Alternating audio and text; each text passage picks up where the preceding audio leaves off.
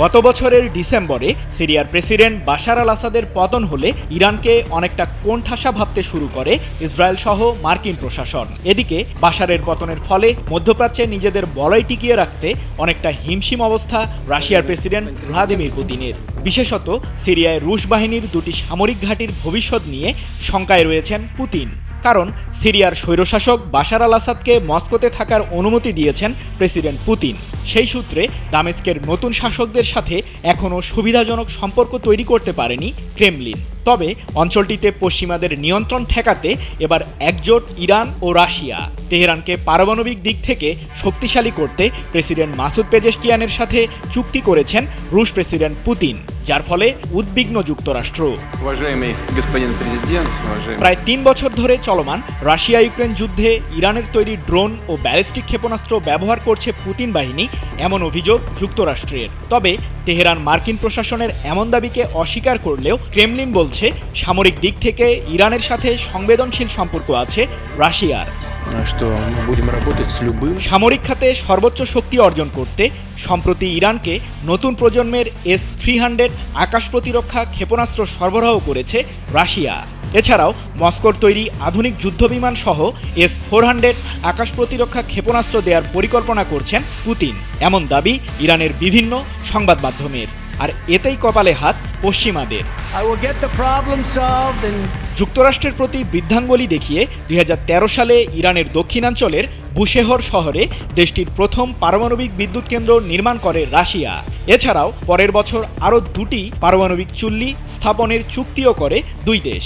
এর মাধ্যমে বিশ্বের পারমাণবিক শক্তি ব্যবহারকারী দেশগুলোর তালিকায় স্থান করে নেয় ইরান। মার্কিন প্রশাসন ইরানকে নিষেধাজ্ঞা দিলেও নিজেদের শক্তি বৃদ্ধি করতে রাশিয়া সফরে গেছেন প্রেসিডেন্ট মাসুদ পেজেশকিয়ান। সিরিয়ার প্রেসিডেন্ট বাশার আল আসাদের পতনের পর এটি পেজেশকিয়ানের প্রথম রাশিয়া সফর, যা পশ্চিমাদের পরোক্ষভাবে একটি কঠোর বার্তা দিচ্ছে। রুশ প্রেসিডেন্ট পুতিনের সাথে মাসুদ পেজেশকিয়ান ইরানের সামরিক শক্তি বৃদ্ধি সহ কৌশলগত বিভিন্ন চুক্তি করেছেন, যার ফলে কপালে চিন্তার ভাঁজ ইসরায়েলের প্রধানমন্ত্রী নেতানিয়াহু ও তার ঘনিষ্ঠ মিত্র যুক্তরাষ্ট্রের। জ্বালানি, বাণিজ্য, শিক্ষা ও পরিবহন ক্ষেত্রে সহযোগিতার পাশাপাশি আরেকটি পারমাণবিক বিদ্যুৎ কেন্দ্র স্থাপনের জন্য রাশিয়ার সাথে চুক্তি করেছে ইরান। যুক্তরাষ্ট্রের দীর্ঘদিনের শত্রু পুতিনের সাথে ইরানের কৌশলগত চুক্তি নিয়ে মধ্যপ্রাচ্য বিষয়ে নতুন সমীকরণ তৈরিতে মনোযোগ দিয়েছে মার্কিন প্রশাসন। তাই তো নবনির্বাচিত মার্কিন প্রেসিডেন্ট ডোনাল্ড ট্রাম্প হোয়াইট হাউসে বসার আগেই ম্যাক্সিমাম প্রেশার 2.0 স্ট্র্যাটেজির দিকে নজর দিয়েছেন, যার কারণে আবারও কঠোর নিষেধাজ্ঞায় পড়ার শঙ্কা ইরানের। 250-টিরও বেশি ডিজাইন অপশন নিয়ে ওয়ালটন স্মার্ট ফ্রিজ, বোঝে আপনার প্রয়োজন।